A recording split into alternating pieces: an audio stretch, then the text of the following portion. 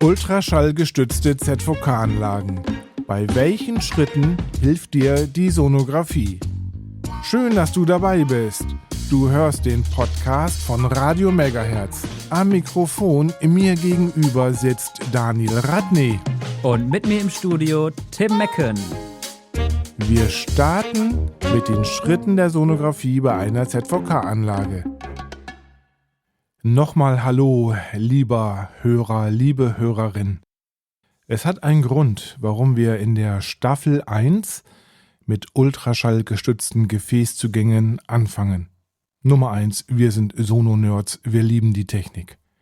Zweitens, es ist eine invasive Prozedur und die Sonographie kann immens hilfreich sein.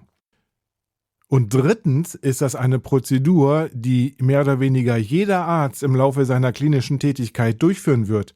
Das Statistische Bundesamt hat ausgewertet nach ICPM, dass ungefähr 600.000 ZVKs pro Jahr gelegt werden. Das sind die Zahlen von 2021. Wenn ich hilfreich gesagt habe, meine ich in erster Linie, und das ist mir und dir, glaube ich auch, Daniel, immens wichtig, eine Verringerung der Komplikationsraten.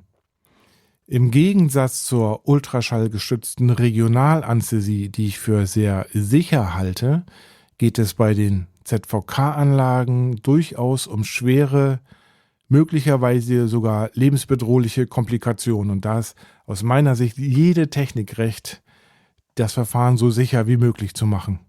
Genau, aber nur weil man ein Ultraschallgerät zur Verfügung hat, heißt das ja noch lange nicht, dass keine Komplikationen mehr auftreten. Richtig, es gibt Fallberichte mit schweren Komplikationen, trotz Sonographie, trotz ultraschallgestützter Punktion.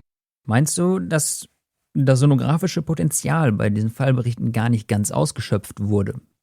Da bin ich felsenfest von überzeugt. Theoretisch hätte ja nichts passieren dürfen. Ultraschall kann das Gefäß darstellen, die Offenheit bestätigen. Man sieht die Kanülenspitze, den Seldinger Draht. Wie lassen sich also die Komplikationen erklären? Nun, zum einen wäre eine Erklärung, dass die Anatomie nicht so ist, wie man sie erwartet. Es kann auch sein, dass die Interpretation von dem B-Bild mit der makroskopischen Anatomie nicht übereinstimmt. Ich kann mir aber auch vorstellen, dass das Alignment zwischen Sonde und Kanüle nicht immer perfekt ist und sich das ein oder andere Problem daraus ergibt. Mit Alignment meinst du Übereinkunft der Ultraschallebene und der Kanülenspitze, oder? Ganz genau. Brechen wir es runter. Das, was wir online mit Radio Megahertz können, ist in Bild und Ton die Techniken darzustellen, wie man punktiert. Die manuelle Umsetzung, also die Fertigkeit, die Kanüle intravenös für den ZVK platzieren zu können, musst du, liebe Hörerin, lieber Hörer, selber trainieren. Aber wir geben dir das theoretische Wissen dazu und viele praktische Anleitungen. Tim, bei den Anleitungen, da fällt mir der Newsletter ein. Da sage ich ganz kurz was dazu, auch wenn es hier um die ZVKs geht.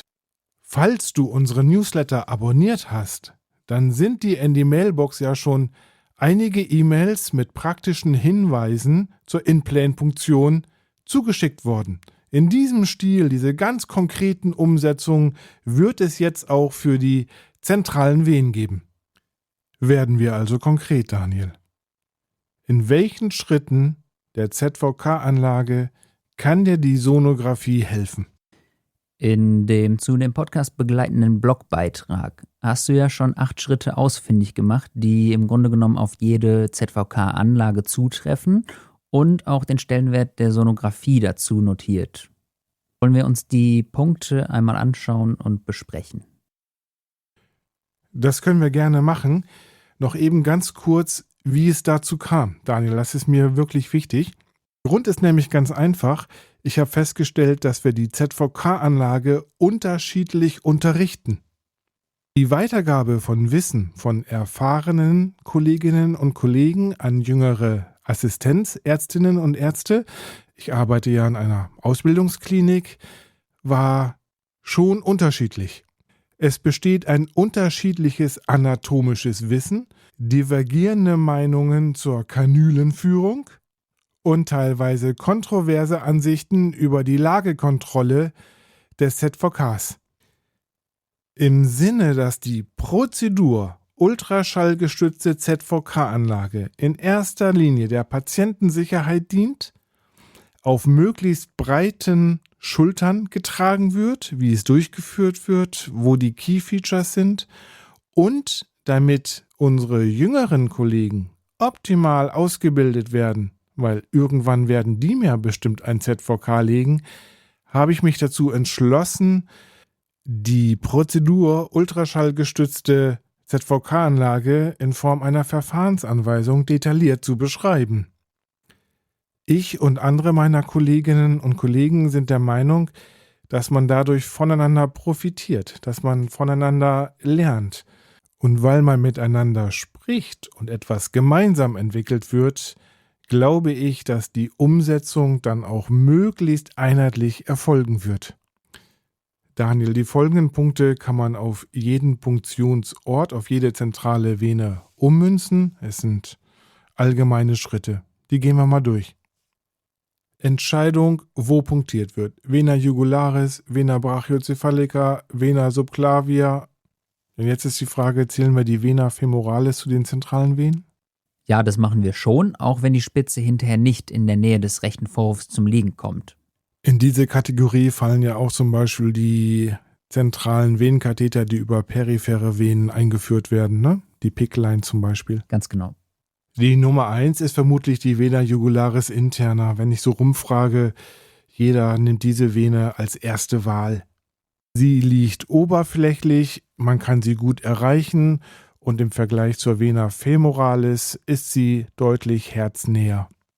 Der Auswahl des Punktionsortes ist sicherlich klinisch bestimmt und an die Anforderungen der Operation und des Patienten angepasst. Plant man zum Beispiel eine passagiere Dialyse, wird auch hier die Vena jugularis rechts empfohlen. Ist der Hals nicht zugänglich, weil dort zum Beispiel operiert wird, muss auf eine andere Lokalisation ausgewichen werden. Somit kann nicht immer eine Empfehlung direkt umgesetzt werden, sondern die Auswahl des Punktionsortes ist vor dem Hintergrund der Operation und dem individuellen Patienten zu treffen. Wir gehen in dem Podcast über die einzelnen Venenzugänge dezidiert darauf ein. Aber wenn du dich für eine Stelle entschieden hast, dann nimmst du das Sonogerät in die Hand, oder? Auf jeden Fall. Du checkst, ob die Vene frei ist. Also kein Thrombus vorhanden ist. Und du siehst direkt die Größe der Vene. Und wenn die trotz ausreichender Füllung nicht groß genug ist, würde man vor der Punktion bereits einen anderen Punktionsort auswählen. Der Einfluss von der Sonographie auf den Punktionsort ist demnach enorm. Daniel, definitiv. Nochmal kurz zurück zu deinem Thrombus. Es geht ja auch darum, das Gefäß im Verlauf darzustellen. Ja, Tim, kannst du mal ein Beispiel dafür geben? Ja, bleiben wir mal bei der Vena jugularis interna Punktion. Aus meiner Sicht gehört verpflichtend dazu, die Vena brachiocephalica sonografieren zu können. Der Seldinger Draht wird zwar in die Vena jugularis interna eingeführt, gelangt ja aber über die Vena brachiocephalica in Richtung rechter Vorhof. Zusammengefasst bedeutet das, wir stellen die Vene nicht nur am Punktionsort dar, sondern auch im Verlauf zum Herzen. Klares Plus für die Sonographie, jetzt geht's um die Punktion, also Darstellung des Punktionsweges. Ja, Tim, wenn ich versuche, die Jugularis interna zu punktieren, versuche ich persönlich, das Durchstechen mit der Kanüle von dem Musculus omohyoideus zu vermeiden. Mache ich auch.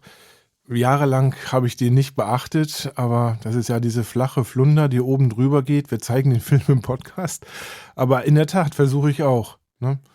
Tun wir, ja. Ja. Und wie ist das mit Subclavia? Gibt es da was, auf was du achtest? Ja, bei der Subclavia fällt immer wieder auf, dass zum Beispiel die Cephalica im Weg ist oder Pektoralvenen. Mhm.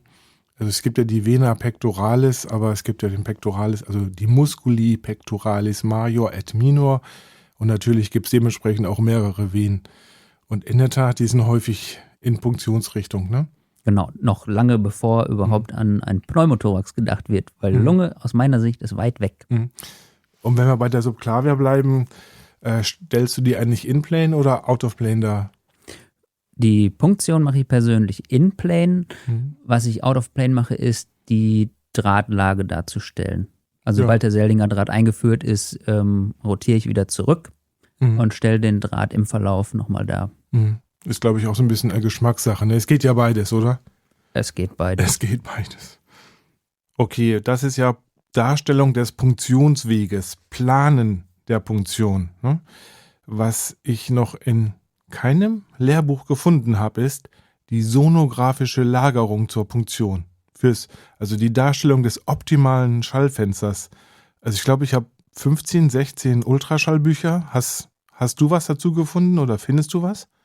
Nein, aber ich habe auch noch nie danach gesucht.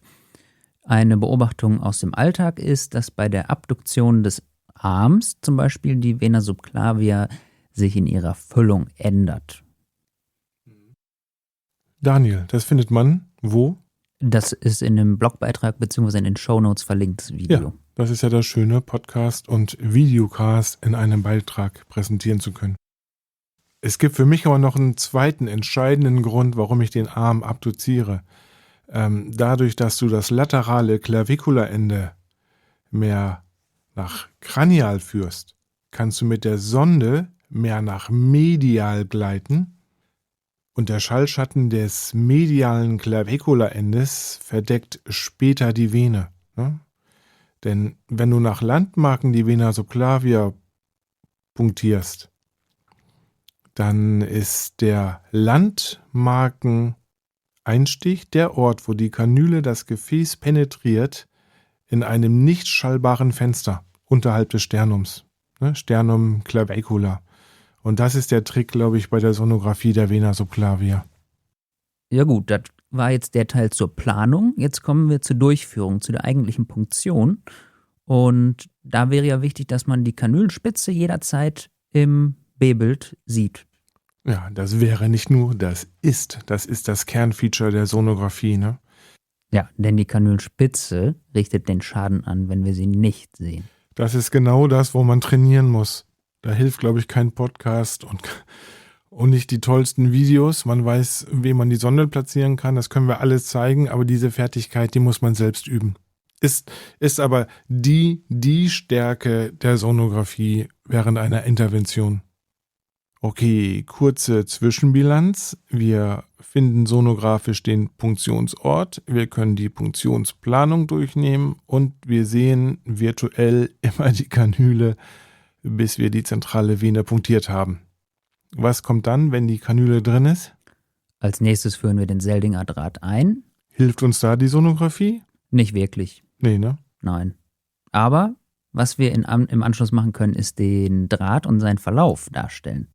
Ja, ist, glaube ich, auch wichtig, also können wir gleich nochmal drüber sprechen. Es gibt noch eine Ausnahme, wenn du eine Kanülenführung hast. Dann Nicht? kannst du sehen, wie du den Draht einführst. Richtig, ne? Die Kanülenführung haben wir als Newsletter-Add-on schon in einem Blogbeitrag auf der Webseite. Was wir auf jeden Fall planen sollten, Daniel, ist eine eigene Episode über diese Führung zur Punktion für die Vena brachiocephalica. Tim, in Staffel 1, in der wir uns gerade befinden, wollten wir uns den ultraschallgestützten Gefäßzugängen widmen. Richtig, und nicht den In-Plane-Kanülenführung oder Out-of-Plane-Kanülenführung, die kommen separat in einer Episode. Genau das meine ich. Okay, so, wir waren bei der Frage, wo hilft uns die Sonographie? Wir haben Punktionsort, Punktionsweg, Seldinger Draht. Seldinger Draht selbst einführen nicht, das war die Ausnahme mit der Kanülenführung, aber darstellen und verfolgen. Warum ist das so wichtig? Weil wir die intravenöse Lage des Seldinger Drahts sicherstellen wollen. Das ist das Key-Feature, die intravenöse Lage. Der Dilatator macht ja den Schaden, nicht? Also du willst bestätigen, dass der Seldinger Draht intravenös liegt. Und zwar nicht nur intravenös, sondern richtig verläuft. Ein Beispiel wäre die Punktion an der Vena jugularis interna und das Verfolgen des Drahtes bis in die Brachiocephalica. Vena subclavia ist vielleicht ein anderes Beispiel. Das ist deutlich schwieriger, den Seldinger Draht bis zum rechten Vorhof darzustellen, weil das mediale Claviculaende oder das Sternum dir die Vene einfach verdeckt. Aber du kannst die Fehllagen ausschließen, indem du die anderen großen Gefäße, Jugularis, ipsilateral, kontralateral oder die Subclavia auf der kontralateralen Seite sonografierst. Bäm, da haben wir es wieder. Stärke der Sonographie bei der ZVK-Anlage. Jetzt haben wir den Ort, die Punktion und das Einführen des Seldinger Drahts alle sonografisch kontrolliert und durchgeführt. Und als nächstes kommt die Dilatation. Kontrollierst du den intravenös liegenden Dilatator auch nochmal? Also ich mache es häufig nicht, aber es wäre doch eigentlich ein konsequenter Schritt, oder? Ja, aber wenn ich keinen Anhalt für Probleme habe, also der Seldinger Draht sich locker im Dilatator bewegt, der Dilatator sich gut vorschieben ließ und der Winkel entsprechend flach war, dann führe ich die Kontrolle nicht durch. Wenn es doch mal einen Anhalt gibt oder wenn was nicht so locker von der Hand geht, dann hilft uns die Sonographie sicher weiter. Auf jeden Fall bei Problemen würde ich auf jeden Fall die Sonographie nehmen, ne? Der Dilatator verursacht einen relativ gut sichtbaren Schallschatten und ist daher besser erkennbar als der eigentliche ZVK. Und das ist ja der nächste Schritt, Daniel. Also wir haben ja schon Sonographie an vielen Stellen eingesetzt und jetzt geht es aber um das Einführen des ZVKs, um die Einführtiefe und die Lagekontrolle. Jo, beim Einführen selber wird die Sonographie sicher nicht hilfreich sein. An dieser Stelle ist die endovaskuläre EKG-Ableitung sicher noch das Verfahren der Wahl. Also der P-Wellenumschlag beim Vorschieben des ZVKs. Es gibt die Möglichkeit, auch mit speziellen Ultraschallsonden mikrokonvex von suprasternal den ZVK zu sehen. Man kann mit einer TTE-Sonde von subxiphoidal die Vena cava superior darstellen oder auch das rechte Atrium. Beide Techniken benötigen aber eine weitere Sonde und vor allen Dingen auch das Erlernen der Anatomie, des anatomischen Blickes, der Sonoanatomie bei einer TTE-Sonde oder bei einer Mikrokonvexsonde. Auch transhepatisch kannst du den Seldinger Draht darstellen. Das heißt, wenn Probleme auftreten, hast du mit dem Ultraschall sofort eine Möglichkeit, auf den Grund zu gehen. Aber transhepatisch, Achtung, Vena cava superior, glaube ich nicht, dass das gut klappt. Die Vena cava inferior auf jeden Fall, ne? Sonst kommt schon die Lunge ins Fenster. So ist es.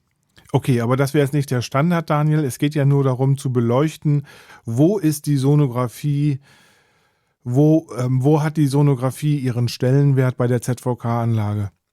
Ja. Und wir haben jetzt die Schlüsselpositionen aufgezählt. Es fehlt noch das Fixieren. Ja, aber sag mal, Tim, zum Fixieren, zum Nähen oder Kleben nimmst du kein Sonogerät mehr her, oder? Nee, mache ich auch nicht. Hier ist die Regie. Nicht witzig werden. Kommt zum Schluss. Alles klar. Dann fassen wir zusammen. Die Sonographie hilft uns bei den Schlüsselpositionen. Aufsuchen des Gefäßes, Planung des Punktionsweges, Darstellung der Kanüle und Bestätigung der intravenös liegenden Seldinger Drahtposition. Also allen kritischen Phasen. Das ist das Schlüsselwort, Daniel. Schönes Schlusswort, Tim. Weiterführende, noch detailliertere Informationen zu diesem Podcast findest du auf unserer Webseite.